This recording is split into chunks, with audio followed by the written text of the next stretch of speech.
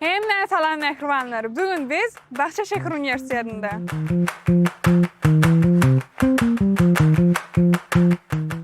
Mehribanlar, Bahçeşehir Üniversitesi Türkmenistan'ın sananlı olan üniversitelerden biridir. Yıl töleğleri $6375'dan başlanır, depozit olsa bari yoğu $1000. Biz şu an Bahçeşehir Üniversitesi'nin Güney kampüsünde. Bilişine değerli üniversitenin bir neçe kampüsü var. Ve Güney kampüsünden Galata kampüsüne geçmek için yürüyüşte Şularyalı Ayratın vapuru hem var.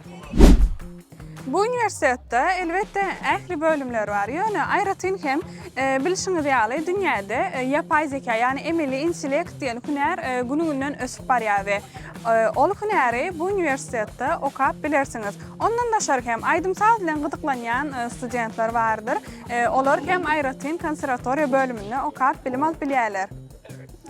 Eğer de siz injenerlik fakültesini saylap, Şularyalı elektronik laboratoriyalarında öz proyektlerinizi kämilleştirmek isleseniz, yarışlara katnaşmak isleseniz, onu bu bölüm Bahçeşehir Üniversitesi'nde okuyup bilirsiniz.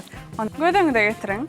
Üniversitede bir radyo var, yani bu hiç hilyonekay radyo değil. Bu Bahçeşehir Üniversitesi'nin radyo kanalı. Aydın dinlemek isleýänmi, podcast mi ya da gurrunda işletmek hiç hil problema değil. Nauşniňi da için ıstırma. Ona näme mehribanlar Bahçeşehir Üniversitesi Türkmen taliplerini okuwa çağırýar.